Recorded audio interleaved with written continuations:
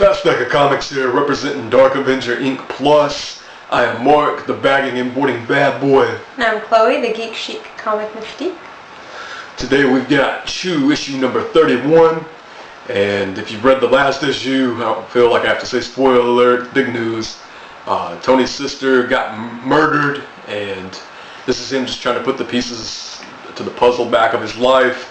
The book is still really humorous, kind of in a dark way, like Breaking Bad. It has that dark style humor it always has. And I just love this, the first page. It's got like a panel of like family members telling Tony what he should do. Like one of them says, F him up first, Tony, kill him slow, talking about the murderer. Another one's, do your job, Anthony, make that SOB pay, honor your family.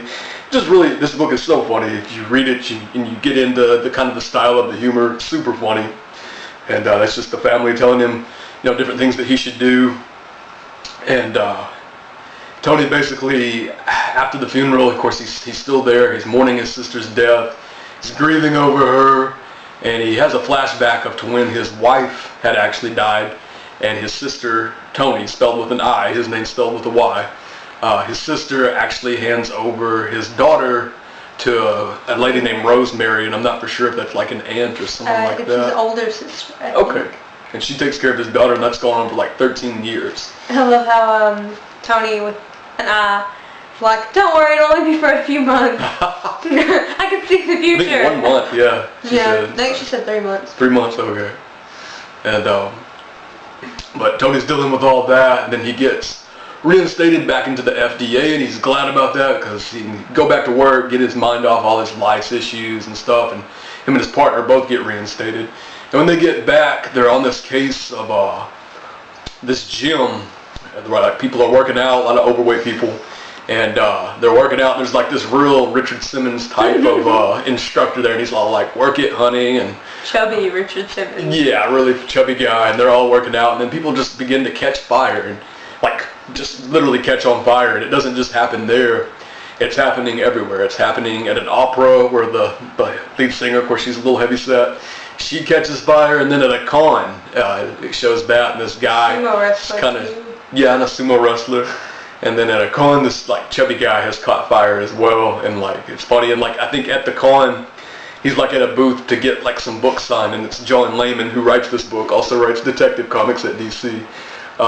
But John Layman is at the booth that he's at and everything. And just a lot of funny stuff in the background, like always with you. You always have to pay attention to the background work because there's always a lot of funny stuff there. And these guys are all like catching fire by this energy drink that's supposed to help you lose weight called Thinnergy. And that's what's going on there. And Tony is able to go up to some of the burn victims. He's a psychopath. Tony Chew is the lead character in this book, and he can take a bite out of someone, and he can get these psychic sensations and kind of know what's happened and everything. So him and his partner, they know after using his psychopathic abilities, they know who's responsible for this. Man, they just bust in the door with just fists flying. It's action packed, and I just freaking loved it. It's so cool. Slamming dude's head with a briefcase. Yeah. Boom. Just seriously, some serious flying punches. It was awesome. Yeah. It was nice. Really cool. And then the book, really cool ending. It looks like the next case they're going to be on. Of course, in the Chew world, chicken is outlawed. It's illegal to eat chicken. And there's like this cult group that's saying death to all chicken eaters, or something of that nature. So thou shalt not eat chicken. Yeah. And but that looks like they're going to be dealing with that group. And this is good. Like I said, it's kind of taking a dark turn, even a darker turn than normal. And I was a little disappointed. My favorite character in Chew is Agent Pollo. There's no Agent Pollo here. Agent Pollo is actually a rooster, even though they call him Agent Pollo. He's a rooster who does detective work with Tony and the team. Really funny guy. And another really funny thing in this book is if you read the letters column, somebody asked John Layman if there were any like superheroes in the Chew world, and he's like, no, superheroes are lame, except Batman, especially when I write Batman. So definitely, I highly encourage you to read Chew, read Detective Comics, because John Layman is a great writer, and this is going to actually be ending at issue 60, so pick up the trades and get into this book. That's my piece on that. What do you think about it? I think this is my second or third time reading Chew, and I absolutely love this book. Like, it is just really awesome. Funny. Like, just the issue in general is great, but I think I'd really love the whole series in general. I love the part at the con where they're bursting on fire. There's a sign over to the side, and it's like, buy our something something variant edition, like our bacon variant. Beef jerky. Beef jerky variant. Bacon.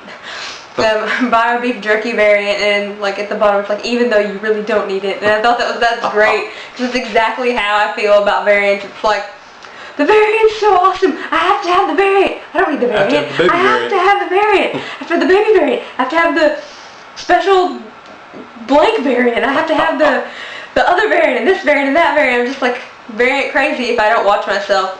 And it's so true. You don't even need the variant, but for some reason, I'm drawn to it for some reason. Yeah. I don't know. Because it's a variant. But and then in the gym, I love all the little things in the background. Like there's a big hanging box that says, "Thou shalt not eat pie."